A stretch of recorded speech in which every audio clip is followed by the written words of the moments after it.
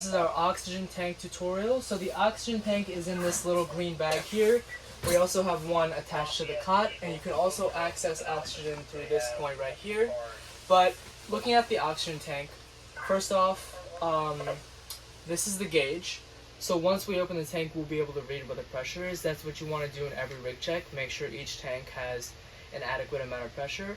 Generally, if it's below 500, that's too little, and we need to change the tank. So the way you check the pressure is, you twist this thing counterclockwise, and then you can read the pressure. So you can see on this, it's right at about 1700. So that's an adequate amount of pressure to go on a call. Now, if you want to actually release oxygen, you can attach a nasal cannula or a non-rebreather or a BVM through this, and this is where the oxygen will exit from.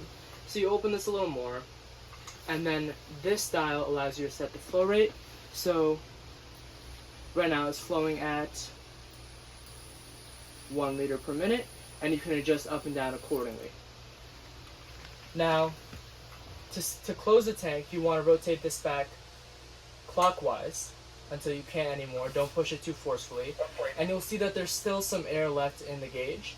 So you want to leak all that out by opening up the tank, let the pressure drop to 0, and then you can turn this back to 0, and then that's how you can check an oxygen tank and also use oxygen. So that was checking the tank at a glance. Now we're going to look at how to assemble a tank. So this is the tank without the regulator attached. The purpose of the regulator is to control the pressure and the flow rate of the oxygen inside, because the oxygen is at a very high pressure and we don't want to release all that pressure at once. So when you're looking at a tank, first you want to make sure, just run your hands down it, make sure there's no cracks or breaks in the tank, because that can be dangerous. It can cause an air leak. Now, there's also a date of hydrostatic testing on this part of the tank. So that tells you when the tank was last checked, and it's good for 5 years after the most recent date. Unless there's a star on it, that means it's good for 10 years after the most recent date. Now, this is the regulator. It contains the gauge. And right here, these 3 holes are the pin index safety system. They match with the oxygen regulator, and they'll only attach to an oxygen regulator. So you can ensure that you're delivering oxygen and not some other gas. Some other indicators that this is oxygen are the fact that the tank is green, and it also says oxygen on it. But hypothetically, these things could be altered. Someone could paint the tank, but the regulator ensures that it's definitely going to be oxygen. Now, attaching it can be a little tricky if you're not used to it. You have to make sure that in the regulator, these 3 protrusions have to line up with this right here. So you attach it. Oh, okay. On the inside right here, surrounding this bigger one, that's where the oxygen comes out of. This black circular object is called a washer or a gasket. This helps ensure that air doesn't leak. So sometimes the washer gets very worn out and you need to change it. This one's pretty worn out, but it's fine for now. You can attach it just like this, and then tighten this clockwise. And that's how you attach the regulator.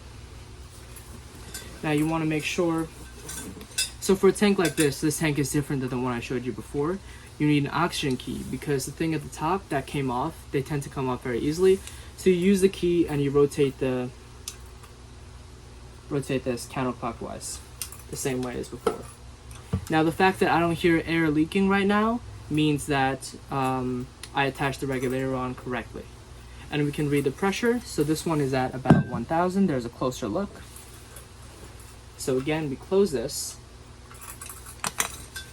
and let the air leak out.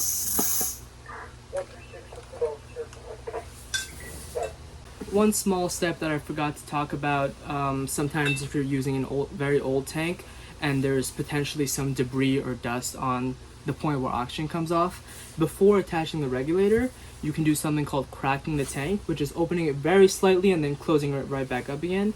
Air is going to shoot out at a very high pressure, but it's going to help clear any debris that might be there. So I'm going to do that very quickly just to show you what it looks like. It's going to make a very loud sound. And That's how you crack the tank.